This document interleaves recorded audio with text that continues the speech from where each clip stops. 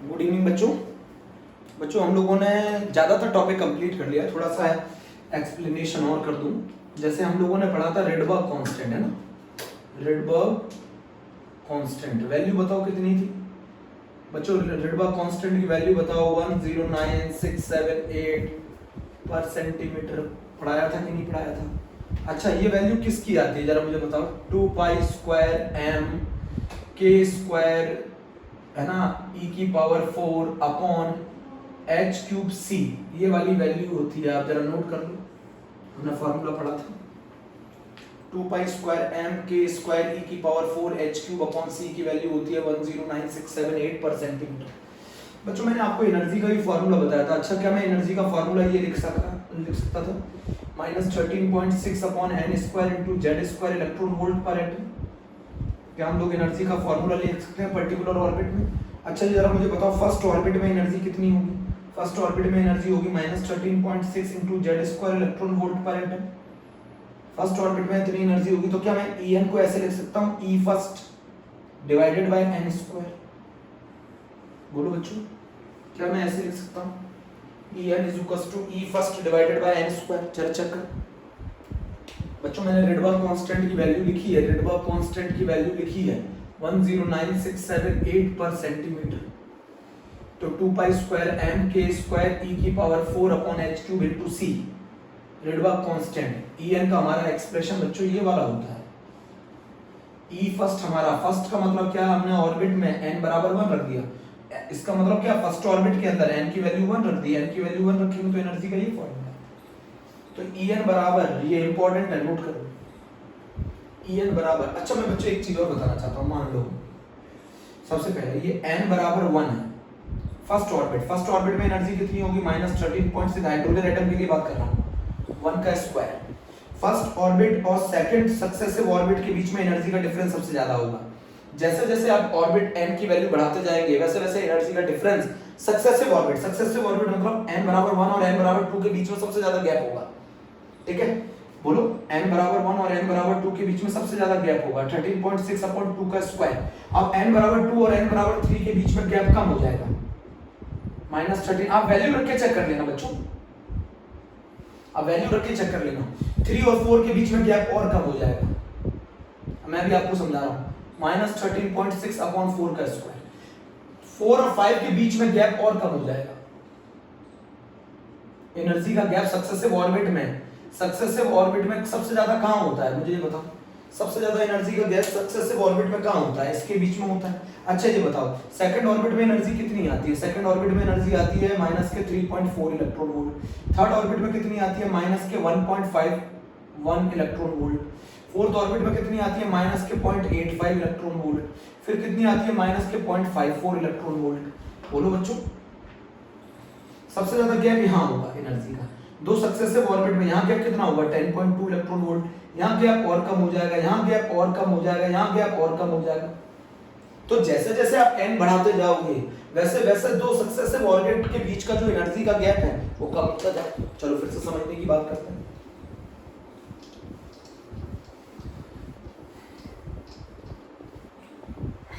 अच्छा मुझे एक चीज बताओ, इनफाइनाइट ऑर्बिट में एनर्जी कितनी होगी? E इनफाइनाइट ऑर्बिट में एनर्जी कितनी होगी? 0। अरे भाई n बराबर इनफाइनाइट रखोगे तो एनर्जी कितनी आएगी? 0।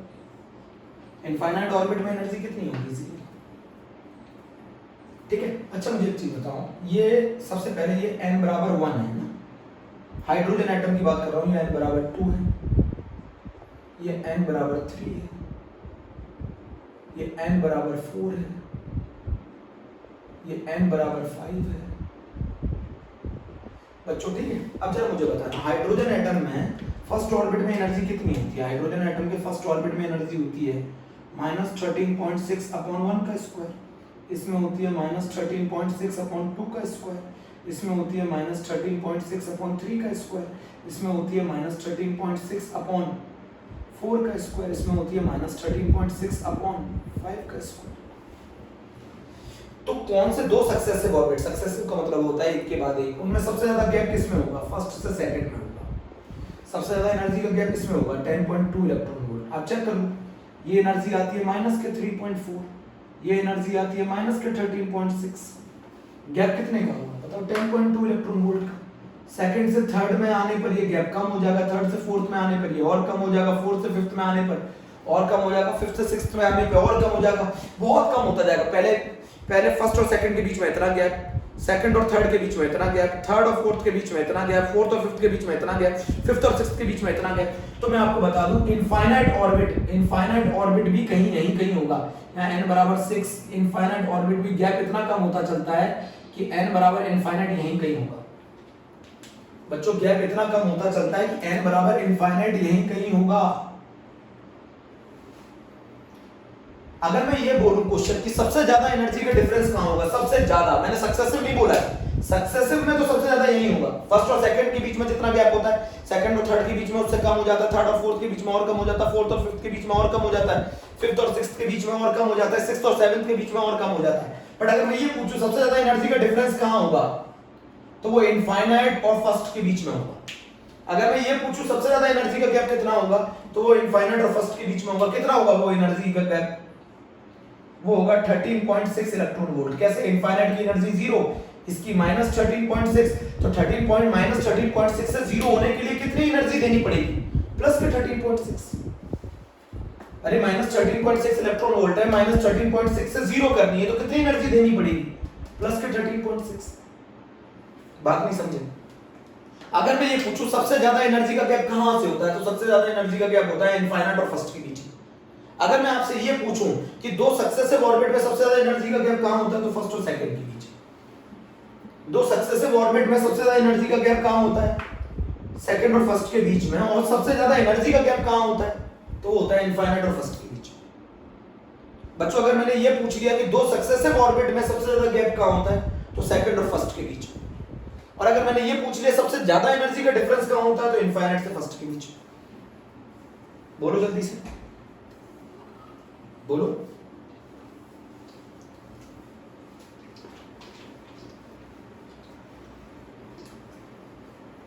जल्दी बोलो।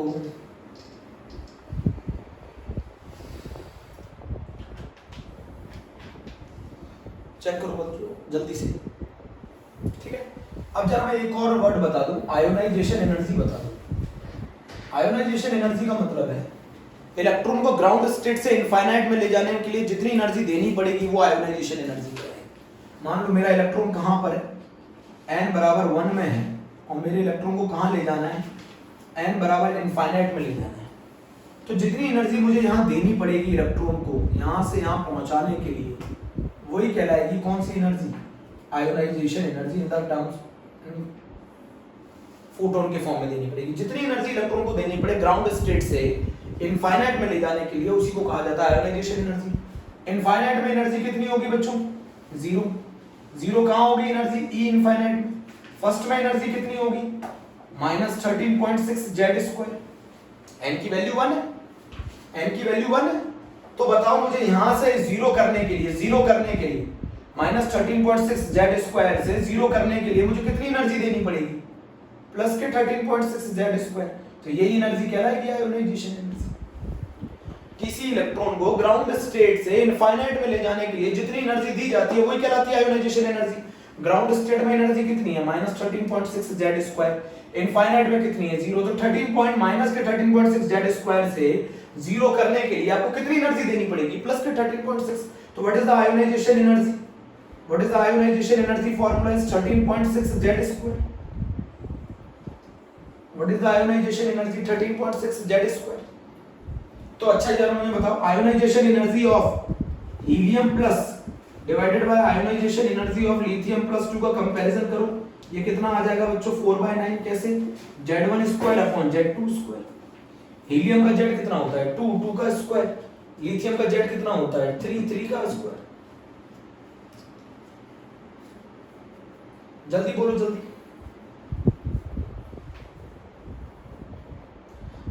बोलो जल्दी से।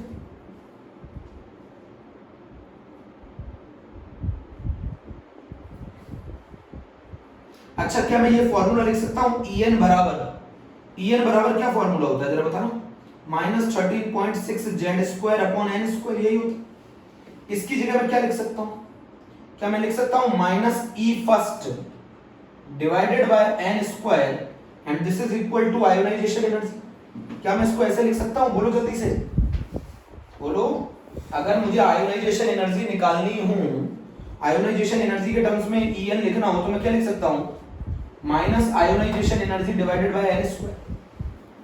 बोलो माइनस आयोनाइजेशन एनर्जी। अरे भैया 13.6 जेड स्क्वायर की जगह आयोनाइजेशन एनर्जी रख दो, तो आप एनर्जी निकाल सकते हो। अगर मैं आपको आयोनाइजेशन एनर्जी दे दूं, आपको किसी भी ऑर्बिट में एनर्जी निकाल सकते हो अगर मैं आपको आयोनाइजेशन एनर्जी दे दूं तो। बच्चों ओनली फॉर जी है ना, जी के लिए वैलिड है बच्चों ये रिलेशन। En बराबर होता है minus 13.6 Z square upon N square. 13.6 Z square किसके बराबर होता है? अरे पुट कर दो इसमें। ये सब रिलेशन आपको याद रखने पड़ेंगे बच्चों बहुत अच्छी तरीके से। आप इसको नोट करो, नोट करो।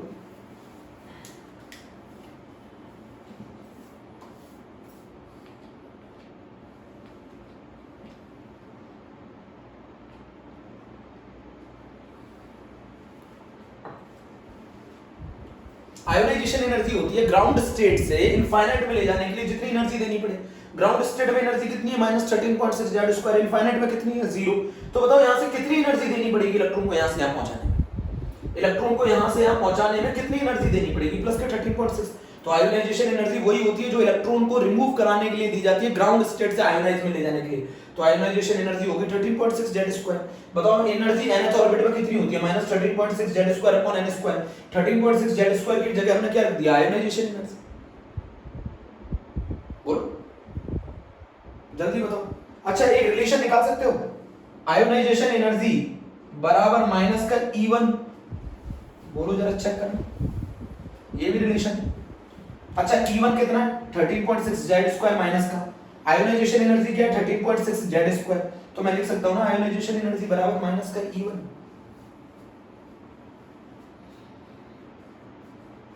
ठीक है, रफ कर दो।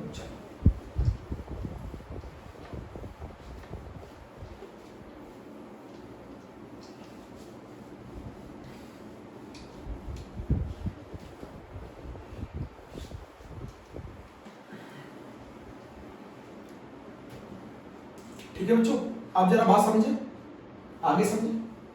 अच्छा ये बताओ मुझे, मैंने एक फॉर्मूला बताया था, अगर मुझे इलेक्ट्रॉन को n1 से n2 पर ले जाना हो, अगर मुझे इलेक्ट्रॉन को n1 से n2 पे ले जाना हो तो कितनी एनर्जी का फोटोन एब्जॉर्ब करना पड़ेगा? कितनी एनर्जी का फोटोन एब्जॉर्ब करना पड़ेगा? तो जो फोटोन एब्जॉर्ब करना पड़ेगा वो डेल्टा ई होगा।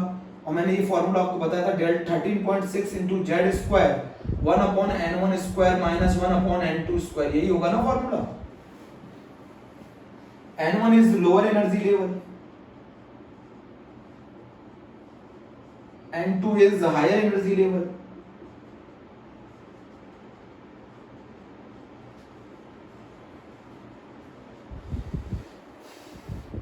बच्चों मैं यहां पे बताना चाहता हूं, जहां n बराबर 1 होती है उसको कौन सी स्टेट कहते हैं? Ground state. जहां n बराबर 2 होती है इसको कौन सी कहते हैं? इसके बाद हायर एनर्जी स्टेट, इसको कहते हैं फर्स्ट एक्साइटेड स्टेट। n बराबर 3 को क्या कहते हैं? अरे ग्राउंड स्टेट को छोड़ के सारे हायर एनर्जी स्टेट होगी, तो n बराबर 3 को क्या कहते हैं? पहली को ग्राउंड स्टेट कहते हैं। फर्स्ट n बराबर 2 को फर्स्ट एक्साइटेड स्टेट कहता है, पहला higher energy level. n is equals to 3 को सेकंड एक्साइटेड स्टेट कहते हैं। n बराबर इनफाइनाइट को आयोनाइज्ड स्टेट कहते हैं। n बराबर इनफाइनाइट को आयोनाइज्ड स्टेट कहते हैं। जब एक इलेक्ट्रॉन को आप लोअर एनर्जी लेवल से हायर एनर्जी लेवल में ले जाएंगे तो बताओ कितनी एनर्जी का फोटोन वो एब्जॉर्ब करेगा? तो ये एनर्जी का फोटोन एब्जॉर्ब करेगा। इसकी एनर्जी किसके बराबर होगी? h न्यू के। इसकी एनर्जी किसके बराबर होगी? hc बाय लैम्डा के। ये सब आप सीख चुके हैं, जल्दी बताओ।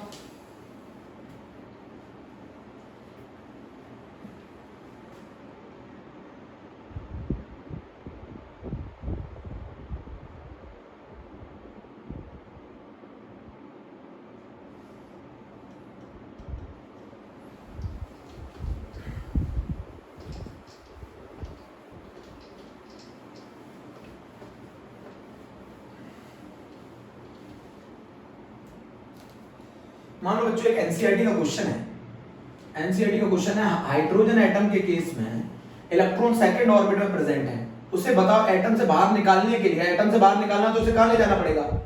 n बराबर इनफाइनाइट में।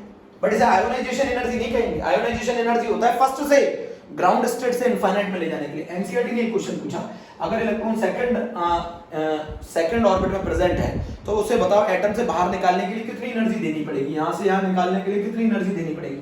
तो सेकंड हाइड्रोजन एटम के लिए कहां नहीं है ये? अरे भैया इलेक्ट्रॉन सेकंड ऑर्बिट में प्रेजेंट है, उसे बाहर निकालना है तो बताओ कितनी एनर्जी देनी पड़ेगी। तो सेकंड ऑर्बिट में एनर्जी कितनी होगी बताओ, -13.6/2 का स्क्वायर कितनी होगी, ये बोलो माइनस का 3.4 इलेक्ट्रॉन वोल्ट। यहाँ एनर्जी कितनी होती है 0, तो बताओ कितनी एनर्जी देनी पड़ेगी -3.4 इलेक्ट्रॉन वोल्ट से 0 करने में। तो आंसर हो जाएगा प्लस का 3.4 इलेक्ट्रॉन वोल्ट। इतनी एनर्जी दोगे अगर इलेक्ट्रॉन सेकंड ऑर्बिट में प्रेजेंट है, तो अगर उसे आप 3.4 इलेक्ट्रॉन वोल्ट एनर्जी दोगे तो वो एटम से बाहर निकल जाएगा। बहुत आसान। अगर मैं आपसे ये पूछूं इलेक्ट्रॉन को थर्ड ऑर्बिट से बाहर निकालना है, तो थर्ड ऑर्बिट से इसका मतलब है बाहर निकालना है, तो उसका मतलब क्या है, इनफाइनाइट में ले जाना पड़ेगा।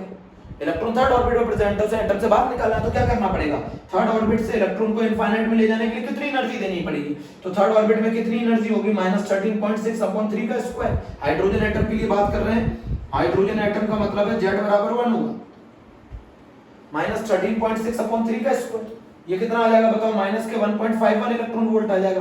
तो -1.51 से एनर्जी को 0 करने में कितनी एनर्जी देनी पड़ेगी आपको, प्लस के 1.51 इलेक्ट्रॉन वोल्ट। इतनी एनर्जी अगर आप इलेक्ट्रॉन को दे दोगे तो वो थर्ड ऑर्बिट से एटम से बाहर निकल जाएगा। थर्ड ऑर्बिट में प्रेजेंट है, वो एटम से बाहर निकल जाएगा।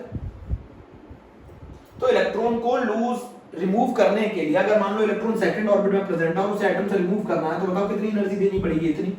और अगर इलेक्ट्रॉन थर्ड ऑर्बिट में प्रेजेंट है उसे एटम से बाहर निकालना है तो उसे कितनी एनर्जी देनी पड़ेगी, इतनी। तो इलेक्ट्रॉन को रिमूव कराना है।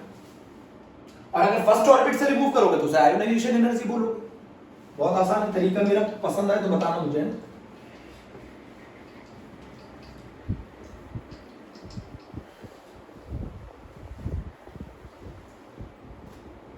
बोलो बच्चों, ये पूरी कहानी थी।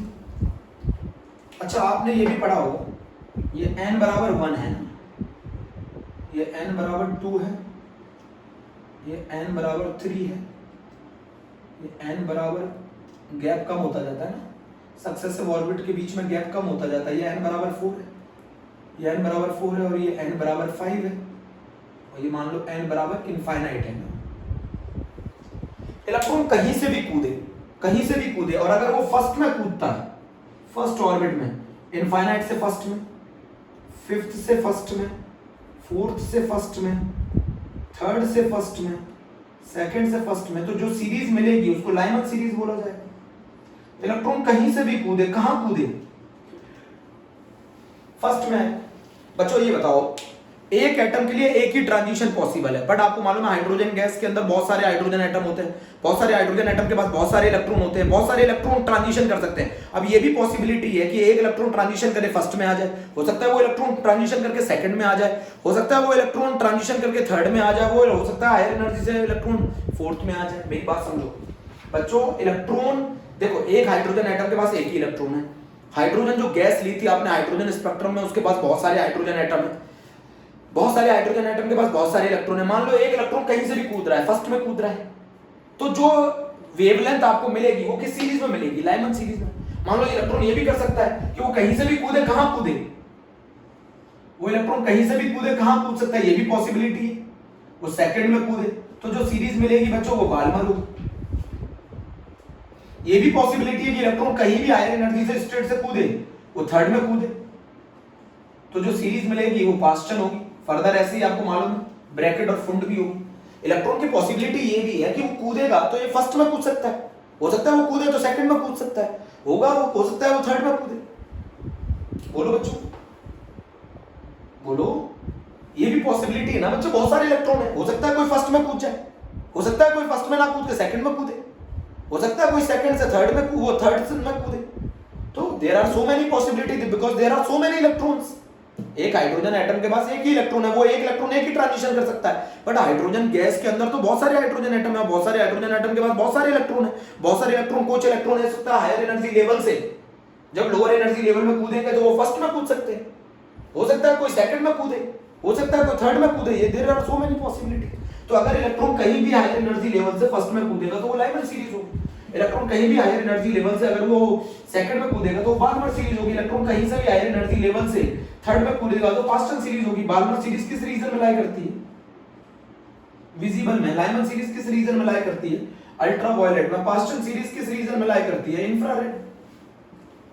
इलेक्ट्रॉन कहीं से भी कूदे, अगर फर्स्ट में कूदेगा तो लाइमन सीरीज। तो अगर मैं बात करूं बच्चों लाइमन सीरीज के लिए, मैं बताना चाहता हूं आपको लाइमन सीरीज के लिए,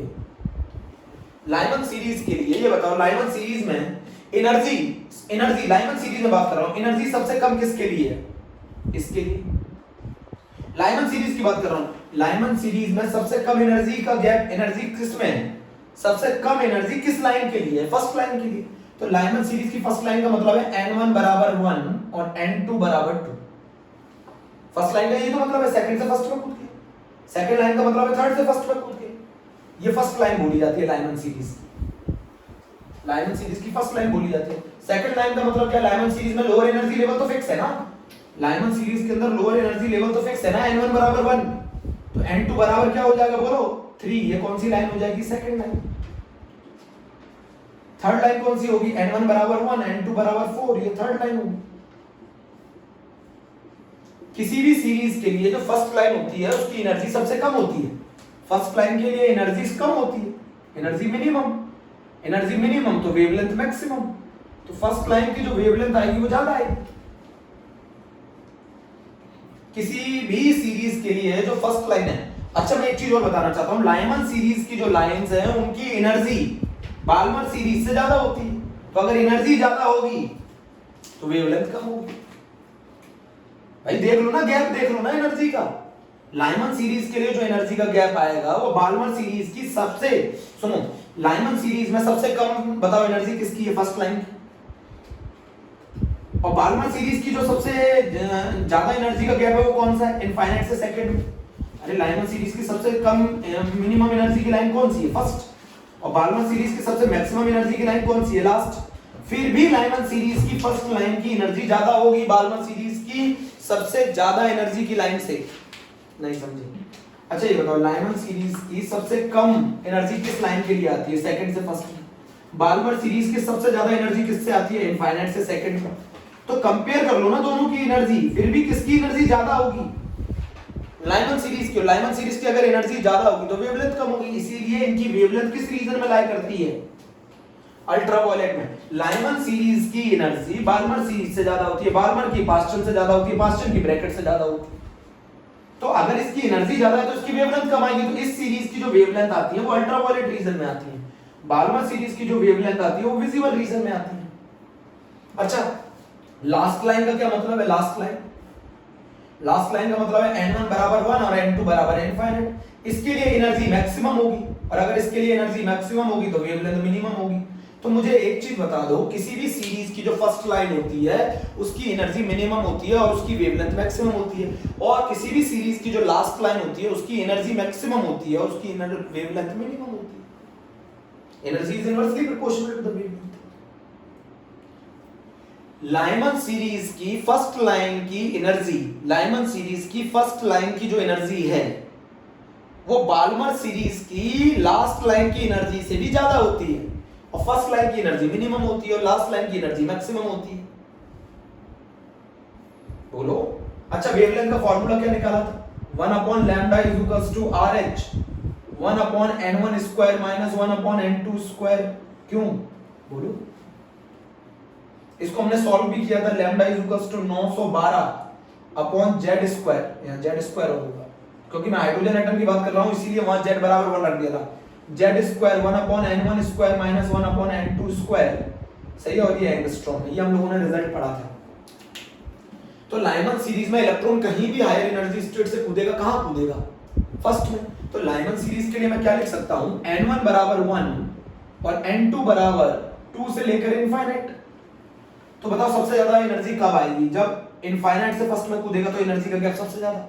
और लाइमन सीरीज की बात कर रहा हूं, और लाइमन सीरीज के लिए सबसे एनर्जी का गैप सबसे कम किसके लिए होगा? फर्स्ट लाइन के लिए। किसी भी सीरीज के लिए लास्ट लाइन की एनर्जी सबसे ज्यादा होती है और फर्स्ट लाइन की एनर्जी सबसे कम होती है। देख लो ना, ये गैप सबसे कम होगा, फिर ये गैप, फिर ये इनफाइनाइट और फर्स्ट के बीच में तो सबसे ज्यादा गैप होगा। तो किसी भी सीरीज की जो फर्स्ट लाइन होती है उसकी एनर्जी सबसे कम होती है और लास्ट लाइन की एनर्जी सबसे ज्यादा होती है, तो वेवलेंथ उल्टा कर लो।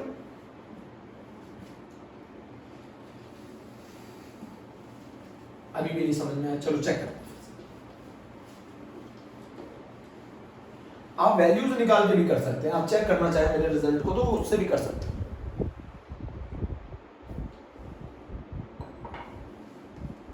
अच्छा मुझे एक चीज बताओ, बाल्मर सीरीज के लिए क्या क्या कहानी होगी? बाल्मर सीरीज के लिए बच्चों बताओ जरा मुझे, बाल्मर सीरीज के लिए क्या कहानी होगी? बाल्मर सीरीज के लिए n1 बराबर फिक्स है 2, इलेक्ट्रॉन कहीं से भी जंप करे कहां आके गिरे 2 में, तो वो बाल्मर सीरीज होगी।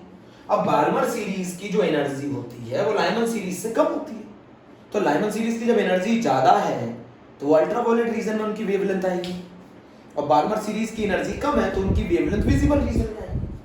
अच्छा ये बताओ बाल्मर सीरीज के लिए फर्स्ट लाइन कितनी होगी? बाल्मर सीरीज के लिए फर्स्ट लाइन क्या होगी बताओ? n1 बराबर 2 और n2 बराबर 3। बाल्मर सीरीज की ये लाइन, इसकी एनर्जी क्या होगी बोलो? मिनिमम, तो इसकी वेवलेंथ मैक्सिमम होगी। तो कौन सी बाल्मर सीरीज की ऐसी लाइन है जिसकी वेवलेंथ मैक्सिमम है? First line. और लास्ट लाइन क्या होगी? n1 बराबर 2 और n2 बराबर इनफाइनाइट, तो इसकी बताओ एनर्जी क्या होगी? मैक्सिमम, तो वेवलेंथ क्या होगी? मिनिमम। बोलो।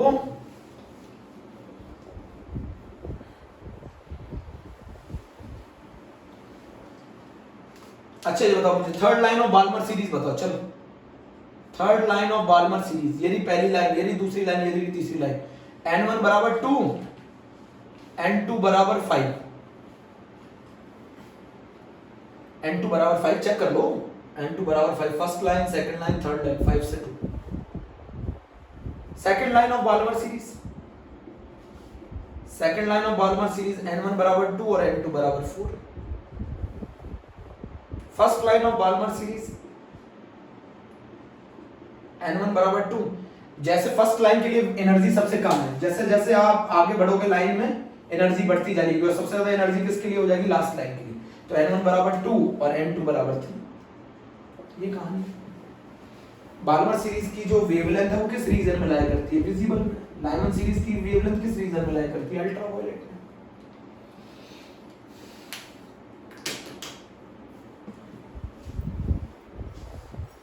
इलेक्ट्रॉन कहीं से भी जंप करे कहां आ जाए? फर्स्ट स्टेट में आ जाए, ग्राउंड स्टेट में आ जाए, तो कौन सी सीरीज, कौन सी लाइंस मिलेंगी? लाइन जो मिलेगी वो किस सीरीज में लाया करेगी? लाइमन सीरीज में लाया करेगी। उसकी वेवलेंथ किस रीजन में लाया करेगी? अल्ट्रावायलेट में लाया करेगी।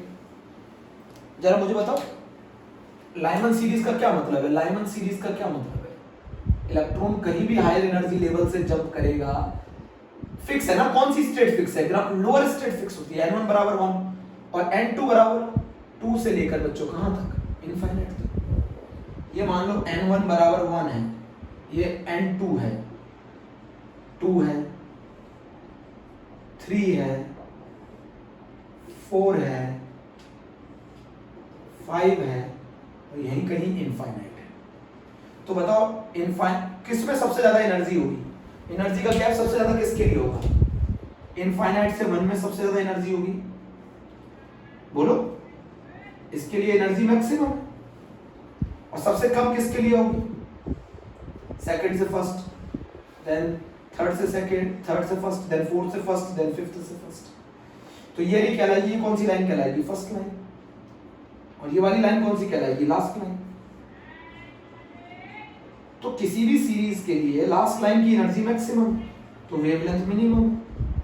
किसी भी सीरीज के लिए फर्स्ट लाइन की एनर्जी मिनिमम, वेवलेंथ मैक्सिमम। अच्छा मैं ये बोलूं, फर्स्ट लाइन बताओ लाइमन सीरीज की। First line of Lyman series n1 बराबर 1 और n2 बराबर 2। Second line of Lyman series n1 बराबर 1 और n2 बराबर 3। Third line of Lyman series n1 बराबर 1 n2 बराबर 4।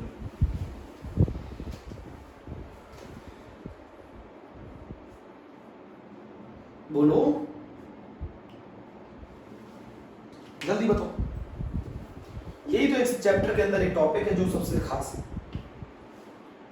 तो लाइमन सीरीज में कौन सा एनर्जी स्टेट फिक्स होता है? लोअर फर्स्ट लाइन की जो एनर्जी है वो सबसे कम है, लास्ट लाइन की एनर्जी सबसे ज्यादा है। जिसकी एनर्जी ज्यादा उसकी वेवलेंथ कम, जिसकी वेवलेंथ ज्यादा उसकी एनर्जी कम। लाइमन सीरीज की सारी लाइंस की जो वेवलेंथ आएगी वो किस रीजन में लाई करेगी बताओ? अल्ट्रावायलेट रीजन में लाई करेगी। किस रीजन में लाई करेगी? अल्ट्रावायलेट रीजन में लाई करेगी। अच्छा मुझे एक चीज बताओ, एक इलेक्ट्रॉन, ये रहा न्यूक्लियस, इसका चार्ज है प्लस का जेड, ये रहा इलेक्ट्रॉन, ये रहा आर रेडियस, बताओ ये किस वेलोसिटी से घूम रहा है? ये वेलोसिटी से जो घूम रहा है वो है 2.18 × 10⁶ × z/n मीटर पर सेकंड। इस वेलोसिटी से घूम रहा है। इसका जर्नल एक्सप्रेशन बताओ क्या होगा? 2πkZe²/nh। ठीक है, ये हो गया। अगर मैं इससे पूछूं ये किस रेडियस, इसकी रेडियस कितनी होगी, तो रेडियस होगी इसकी n²h² 4π²m/kZe²। और ये वैल्यू निकल के कितनी आएगी? Radius 0.529 × n²/z angstrom. बताओ ये इस इलेक्ट्रॉन की टोटल एनर्जी कितनी होगी? टोटल एनर्जी होगी -kZe²/2r। बताओ इसकी पोटेंशियल एनर्जी कितनी होगी? -kZe²/r। इसकी काइनेटिक एनर्जी कितनी होगी? वो होगी -k + k ½ kZe²/r। Total energy का एक्सप्रेशन क्या होता है जरा बताओ मुझे? टोटल एनर्जी का एक्सप्रेशन क्या होता है? -2π²m k²e⁴z²/n²h²। अगर हम टोटल एनर्जी En से बताते हैं तो बताओ पर्टिकुलर ऑर्बिट में एनर्जी कितनी होगी? 13.6/n² × z² इलेक्ट्रॉन वोल्ट पर एटम। 1 इलेक्ट्रॉन वोल्ट पर एटम किसके बराबर होता है? 23.1 किलो कैलोरी पर मोल, 96.5 किलो जूल पर मोल। ये रिलेशन है। अगर बताओ कितना टाइम लगेगा इलेक्ट्रॉन को एक ऑर्बिट के कंप्लीट चक्कर लगाने में, तो कितना डिस्टेंस कवर करना है? 2πr। और किस वेलोसिटी से कवर करना है? v से। This is the formula to complete the time required to complete 1 revolution. तो बताओ नंबर ऑफ रिवॉल्यूशन पर सेकंड कितने होंगे? नंबर ऑफ रिवॉल्यूशन पर सेकंड कितने होंगे? और वो होगा v/2πr, just opposite of time period. कितने चक्कर लगाएगा इलेक्ट्रॉन पर सेकंड? v/2πr। लाइमन सीरीज किस रीजन में लाई करती है? अल्ट्रावायलेट। बाल्मर सीरीज किस रीजन में लाई करती है? विजिबल। बोलो जल्दी से, नंबर ऑफ रिवॉल्यूशन पर सेकंड आ गए? जल्दी चेक करो।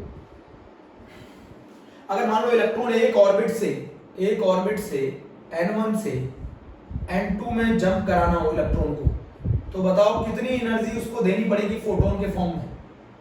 तो बताओ कितनी एनर्जी देनी पड़ेगी? Delta E = 13.6 z² 1/n1² - 1/n2²। कितनी एनर्जी देनी पड़ेगी आपको एक इलेक्ट्रॉन को फर्स्ट ऑर्बिट वो n1 बराबर 1 से n2 में ले जाने के लिए? अच्छा ये बताओ आयोनाइजेशन एनर्जी का फार्मूला क्या होता है? वो आयोनाइजेशन एनर्जी का फार्मूला होता है 13.6 z²। En क्या होता है बताओ? En क्या होता है? En होता है माइनस का ionisation energy divided bye n²। आप इतने सारे फॉर्मूले पढ़ सकते हो तो पढ़। बोलो, चेक करो।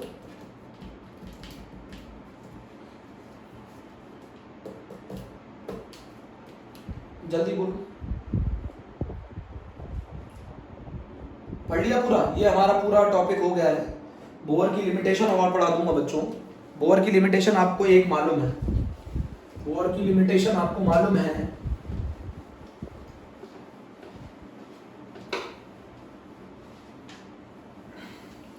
मैंने आपको एक क्वेश्चन पूछा था, इलेक्ट्रॉन को सेकंड ऑर्बिट से बाहर निकालने में, इनफाइनाइट में ले जाने के लिए कितनी एनर्जी देनी पड़ेगी हाइड्रोजन एटम के केस में? हाइड्रोजन एटम तो ये n = 2 में एनर्जी कितनी होगी? -13.6/2 का स्क्वायर। हाइड्रोजन एटम के लिए 1 का स्क्वायर, तो ये हो गया -3.4 इलेक्ट्रॉन वोल्ट। अब -3.4 से यहाँ एनर्जी कितनी है? 0। तो कितनी एनर्जी देनी पड़ेगी इलेक्ट्रॉन को? 3.4 इलेक्ट्रॉन वोल्ट हाइड्रोजन एटम के केस में। अगर मान लो इलेक्ट्रॉन सेकंड ऑर्बिट में प्रेजेंट है और उसको अगर आपको बाहर निकालना है तो कितनी एनर्जी देनी पड़ेगी? प्लस के 3.4 इलेक्ट्रॉन वोल्ट। कर लेंगे ना ऐसे एनसीईआरटी के क्वेश्चन। ऐसे क्वेश्चन एनसीईआरटी के क्वेश्चन। तो बोहर की लिमिटेशन क्या थी ये बताओ, लिमिटेशन ऑफ बोहर क्या थी,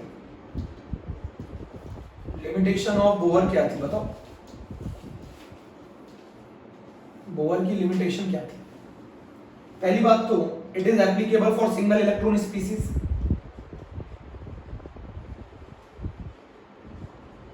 बच्चों सिंगल इलेक्ट्रॉन स्पीसीज कॉमन सी बात समझो, अगर एक से ज्यादा इलेक्ट्रॉन होते हैं एटम के पास तो इलेक्ट्रॉन इलेक्ट्रॉन का रिपल्शन भी कंसीडर होता, बट यहां कहां कंसीडर कर रहे थे हम इलेक्ट्रॉन इलेक्ट्रॉन के रिपल्शन में, क्योंकि यहां तो सिंगल इलेक्ट्रॉन था, यहां ओनली अट्रैक्शन कंसीडर था।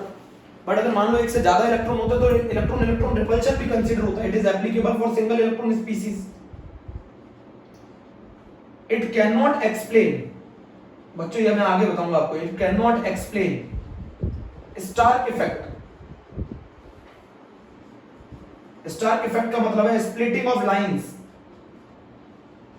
Splitting of lines in electric field, और it can not explain Zeeman effect, splitting of lines in magnetic field, splitting of lines in magnetic field, ये सब बोहर एक्सप्लेन नहीं कर पाए। बच्चों एक बहुत बड़ी लिमिटेशन है, बोहर ने इलेक्ट्रॉन के वेव नेचर को कंसीडर नहीं किया था, इलेक्ट्रॉन के वेव नेचर को कंसीडर नहीं किया था, नॉट कंसीडर। तो लिमिटेशन क्या है बोहर की, बोहर का जो मॉडल था वो सिंगल इलेक्ट्रॉन स्पीसीज के लिए एप्लीकेबल था, उन्होंने इलेक्ट्रॉन के वेव नेचर को कंसीडर नहीं किया था, उन्होंने स्टार्क इफेक्ट नहीं समझा पाया, जो लाइंस स्प्लिट हो जाती हैं, जो लाइंस आपको दिख रही थी ना एक, असली में वो एक नहीं थी, एक से ज्यादा थी, तो वो नहीं समझा पाए, वो splitting of lines in electric field वो नहीं समझा पाए, splitting of lines in magnetic field, तो ये सब लिमिटेशन है बोहर की, ये सब लिमिटेशन है बोहर की। It is applicable for single electron species, it can not explain Stark effect, it can not explain Zeeman effect, electron के वेव नेचर को कंसीडर नहीं कर पाए, वो स्टार्क इफेक्ट एक्सप्लेन नहीं कर पाए, जीमैन इफेक्ट एक्सप्लेन नहीं कर पाए, वो इलेक्ट्रॉन के वेव नेचर को कंसीडर नहीं कर पाए, उनका जो मॉडल था वो सिंगल इलेक्ट्रॉन स्पीसीज के लिए एप्लीकेबल था, उनका जो मॉडल था वो सिंगल इलेक्ट्रॉन स्पीसीज के लिए एप्लीकेबल था, ये सारी चीजें वो नहीं बता पाए, समझ गए ना, ये सारी चीजें वो नहीं बता पाए। तो आप लोगों को स्कूल लेवल में कितना पढ़ना है, देखो मैं स्कूल लेवल में बता दूं, रेडियस पढ़ना होता है, ये फॉर्मूला पढ़ना होता है 0.529 into n स्क्वायर, इतना पढ़ना होता है केवी वगैरह के लिए, ये पढ़ना है, ये पूछा जाता है, एनर्जी पूछी जाती है, बस ये पढ़ना होता है स्कूल लेवल में, 13.6 into z square upon n square electron volt पर एटम। तो हो गया रेडियस, बोहर रेडियस निकालनी हो तो ये फॉर्मूला हो गया, एनर्जी निकालनी हो ये फॉर्मूला हो गया, वेलोसिटी निकालनी हो 2.18 into 16 भी लिख सकते हैं, 10 की power 6 into z upon n metre पर सेकंड। अगर आपको पता करना हो इलेक्ट्रॉन की एनर्जी कितनी एनर्जी इलेक्ट्रॉन एब्जॉर्ब करेगा अगर वो ट्रांजिशन करे, तो उसका तरीका है 13.6 z square 1 upon n1 square minus 1 upon n2 square. n1 lower energy level है, n2 हायर एनर्जी लेवल है, इतना स्कूल के लिए वैलिड है, सीबीएसई बोर्ड के लिए इतना सीबीएसई बोर्ड के लिए वैलिड है। Radius is equal to 0.529 into n square upon z, energy निकालनी हो पर्टिकुलर ऑर्बिट में। ये नेगेटिव साइन क्या बताता है, इसका नेगेटिव साइन बताता है कि इलेक्ट्रॉन और न्यूक्लियस के बीच में अट्रैक्शन है, electron is bound to the nucleus. यहां पर एक रिजल्ट लिख सकते हो, अगर आप n बढ़ेगा तो r बढ़ेगा, यहां पे एक रिजल्ट लिख सकते हो, अगर n बढ़ेगा तो एनर्जी बढ़ेगी, यहां आप रिजल्ट लिख सकते हो, अगर n बढ़ेगा तो वेलोसिटी घटेगी। बोलो बच्चों जल्दी से, इतना स्कूल लेवल में पूछा जाता है, स्कूल लेवल में पूछा जाता है। लाइमन सीरीज बताओ, लाइमन सीरीज, लाइमन सीरीज किस रीजन में लाई करती है, अल्ट्रावायलेट रीजन। बाल्मर सीरीज किस रीजन में लाई करती है, विजिबल में। बाकी सीरीज पास्चन, ब्रैकेट, फोन, ये सब लाई करती हैं इंफ्रारेड में। कॉमन सी बात है, लाइमन सीरीज की जो लाइंस है उनकी एनर्जी ज्यादा होती है, एनर्जी ज्यादा होगी तो वेवलेंथ कम होगी, वेवलेंथ कम होगी तो किस रीजन में आती है, अल्ट्रावायलेट। अच्छा, लाइमन सीरीज के लिए लोअर एनर्जी लेवल फिक्स है n1 बराबर 1, इसके लिए लोअर एनर्जी लेवल फिक्स है n1 बराबर 2, इसके लिए फिक्स है n1 बराबर 3, इसके लिए फिक्स है n1 बराबर 4, इसके लिए फिक्स है n1 बराबर 5।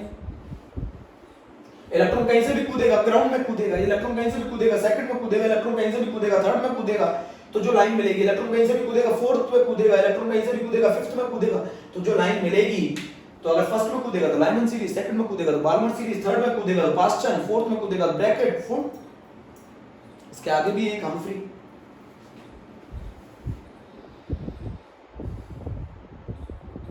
बोल, this is all about the Bohr model of atom, है ना? This is all about the Bohr model of atom. और बोर का सबसे बड़ा पोस्टुलेट तो आपको मालूम है ना, the angular momentum is the integral multiple of h upon 2 पाई, यहीं से ड्राइव किया सब कुछ। बोर का मॉडल एक आपको मालूम है ना, इलेक्ट्रॉन का जो एंगुलर मोमेंटम है वो इंटीग्रल मल्टीपल होता है h upon 2 pi. Okay, thank you. अच्छा, नोट करिएगा, सही से पढ़िएगा, ठीक है? फिर बताना, मैं इस पे है ना क्लास लूंगा फिर।